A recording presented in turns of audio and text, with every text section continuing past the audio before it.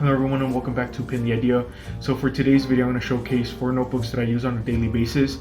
I have built a routine around these notebooks and they have helped me organize my life a little more and they have improved it as well. But anyways, let's get straight into it. So we're going to start with this one, my ideas and notes pocket notebook. So this is probably one of the most important notebooks that I carry with me, and despite its size, it's the one that I use on a day-to-day basis.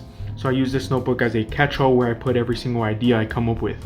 Now, ideas either too small, big, or dumb enough to be put on here. It allows me to manage all my ideas at once and lets me decide which idea is good or not and whether it's worth my time or not. And the good thing with this one is that I will randomly get an idea, and when I do and I'm out and about, I will just write it down on here. I sometimes use it to remind myself about something as well, and also write down recommendations for something that my friend might recommend. And let me show you guys the inside real quick. So this probably spans about 3 months almost. I think it just hit like 3 months, but I have ideas, I have reminders, I have recommendations. And for example, right here, I was trying to cancel a subscription service on my laptop, and then also my more recent ideas for videos, and here are some of them right here. And like I said, it's one of the most important ones I use on a day-to-day basis because this is where I put every single idea. But the next one is probably one of the more important ones as well. So this is really good for content ideas and stuff. But the next one kind of relates to it as well, and it's my notes notebook, which is where I pretty much flesh out all the ideas that stand out on here onto here. So let me show you guys a few examples.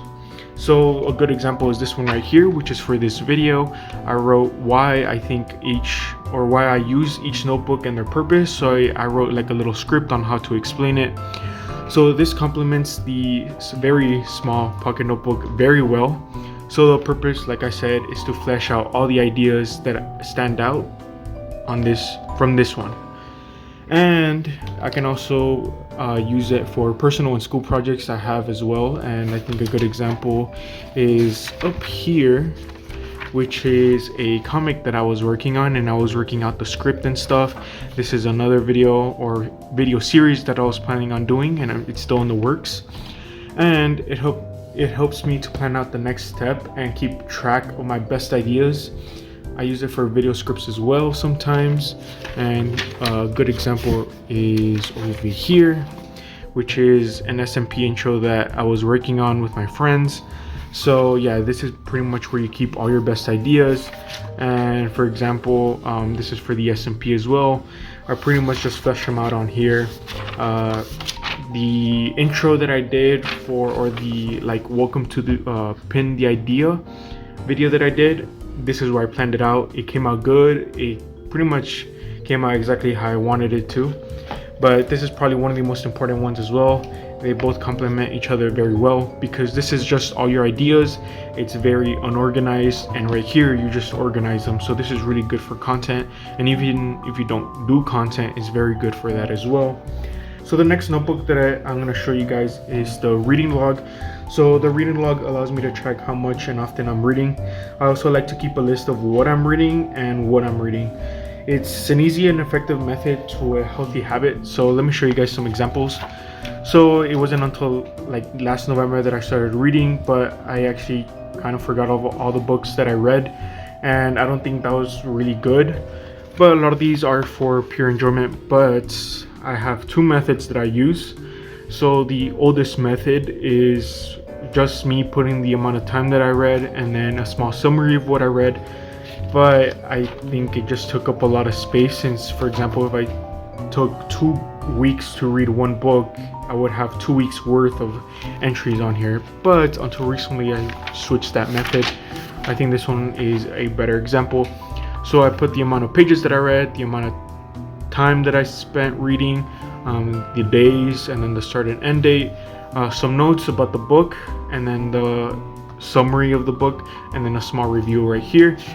And it is very helpful. It is more concise. I only take about 4 pages maximum, which is really good, considering that I don't take 14 pages.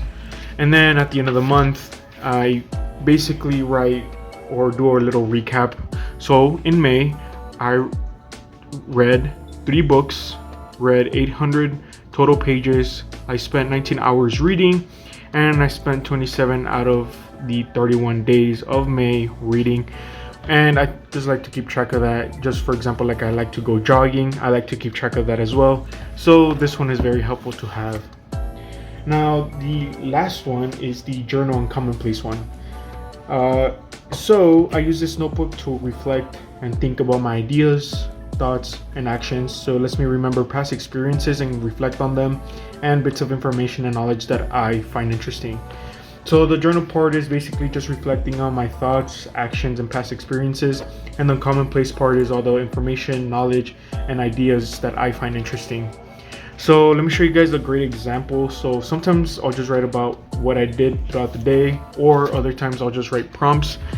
But for this one, for entry 7, I wrote about who inspires me. I wrote quotes on here as well. This one is probably the best one that shows off the journal and commonplace aspect of the book. But for example, you can also write song lyrics, quotes, whatever you want, whatever you find interesting. And then here I wrote about album that I was listening to. And then the second entry is also one of the more interesting ones. Showcases more of like what I find interesting, which is a book that I read called Push. Now I'm not going to explain the book just because one, it was disturbing, so I don't know if YouTube is going to let me explain that, and also I recommend you guys go read it. But that's pretty much all the notebooks that I use pretty often. So the reading log is probably the one that I use the most, and I think I can pretty much live without it, but it does let me keep track, and I also like to see how much I've been reading and how long I've been reading for. But I think the more important ones are these two right here, just because it lets me kind of organize all my ideas into one place. But I bought these notebooks all at Walmart, so if you're interested, you can go buy them there. So for this one, I bought a pack of 4 for $1, $5, $2, and $6. Since I thought I was gonna actually reflect on my ideas and kind of think about what I did, I decided to splurge the most on the journal, the least on the reading log, because I knew there would be a lot of entries. Now not so much. And then the notes, I splurged, I guess I was in like that half point. But I think these two are the most important ones. I just like how all the ideas look. But if you're a content creator, definitely try to get the ideas just to get 2 notebooks. But if you do read as well, I just recommend these 3. The journal is definitely up to you. I thought it was just something interesting to do, and I've actually definitely like enjoyed doing it, and I think I just like writing as well. But I really hope you guys enjoyed, and I'll catch you guys in the next one. Peace out.